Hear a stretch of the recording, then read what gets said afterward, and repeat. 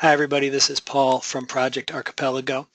I just wanted to make a quick presentation here on some thoughts I've had recently on the obstacles to dialogue and debate between opposing groups. We always talk about the echo chamber, and we talk about people attacking their opponents instead of their opponents' arguments and all those kind of things. And one of the surprising things that's happened as we begin a trial of this, of our debate methodology, is the ways in which arguments made by one side were interpreted in a certain way by the other side, just almost because of the habitual idea that the other side is going to be attacking, or that people coming from the other side of a point of view lack respect for their opponent. And how language can feel loaded even when that's not intended.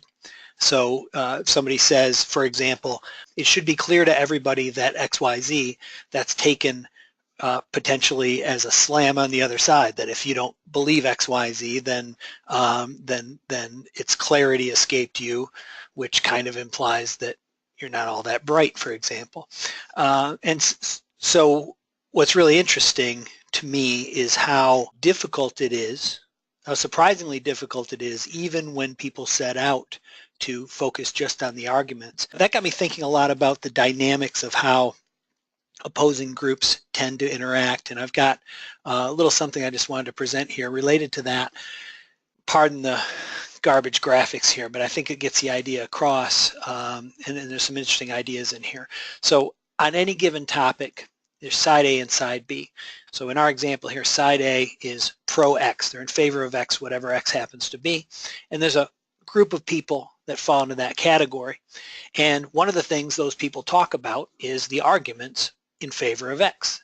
And I think if you ask anybody on a certain side of an issue, why are you there? They're going to go to arguments. They're going to go to reason, evidence, and arguments. Now, some people are there because their family is there and they're raised that way. Some people are there because they have good friends that are there and they're kind of along for the ride. But even in those cases, they tend to adopt and accept that their parents' reasoning is good or their friends' reasoning is good. In other words, nobody takes a position that they think is wrong. At least very few people would do that.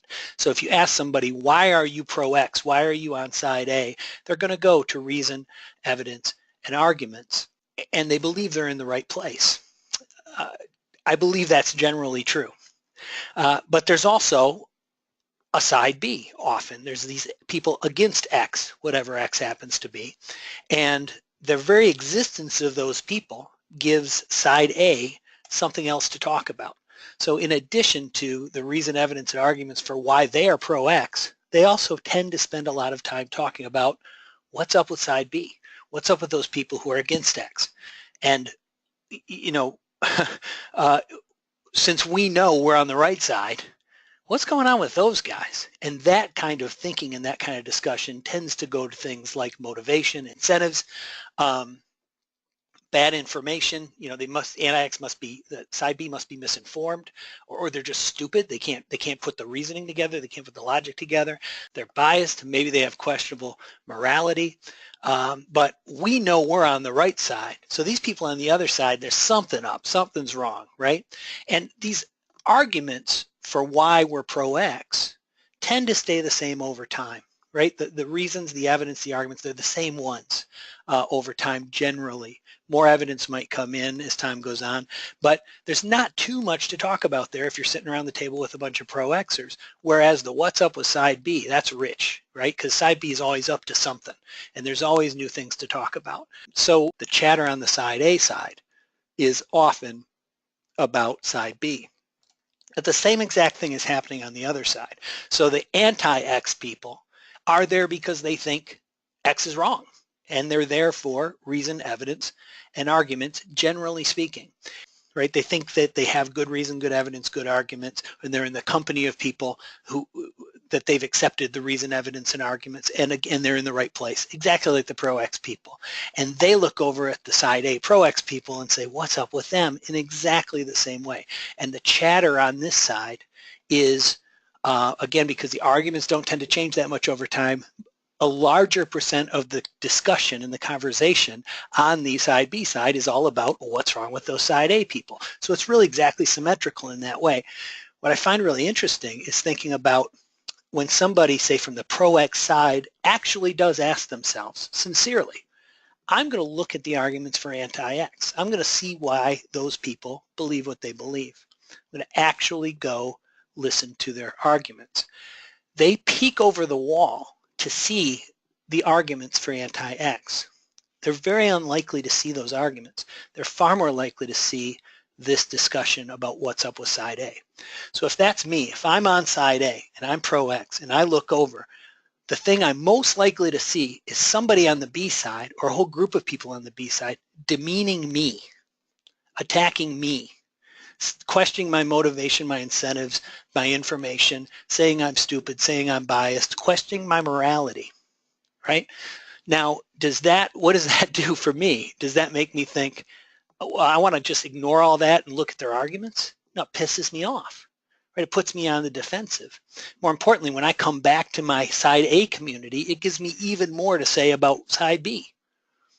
Those guys are a bunch of assholes, right?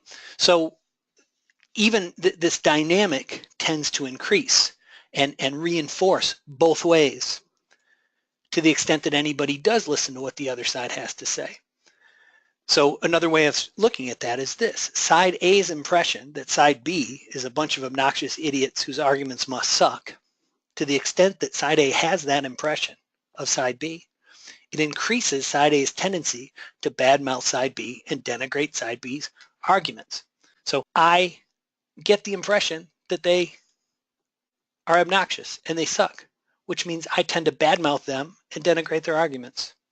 But that very tendency then feeds side B's impression that my side is a bunch of obnoxious idiots whose arguments must suck, which increases side B's tendency to badmouth me and denigrate our arguments.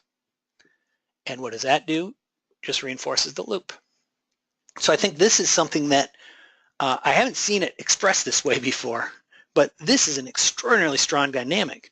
And what's amazing to me since I've been thinking this way is tuning in even to sources, podcasts that are trying to engage in dialogue, trying to bust through the echo chamber. How much of what is being said even in those environments would fit in this red box? How much of it is not about the arguments, but is about what's up with the other side? So what we really need to do here, what we really need to figure out a way to do is develop a methodology and a platform that focuses on the green and doesn't even have room for what's in the red box. Because what's in the red box is complete distraction.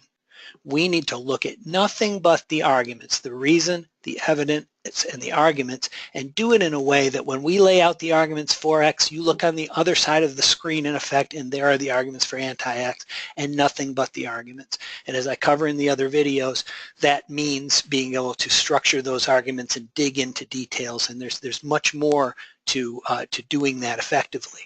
But I think that that we need to really tune into, all of us, the difference between the stuff in the green box and the stuff in the red box. And when we're talking to the other side, whatever that means in your context, or when you're looking at the other side, and if you look at the other side and see that they're saying a lot of this stuff about you, remember that that's reinforced even on their side by what they see when they look at your side. So don't reinforce this loop. Don't play into this loop. Keep it on the arguments, keep it on the evidence. Watch yourself for everything that's about what's wrong with the other side. Focus on what's wrong with their arguments, not what's wrong with them in everything you do, because when you don't, you're reinforcing that loop and playing into everything that's wrong. I think we can do a lot better than that as we continue working through this project. So please stop by Project Archipelago, projectarchie.com, share this video, and stop by and help us make this happen. Thanks a lot.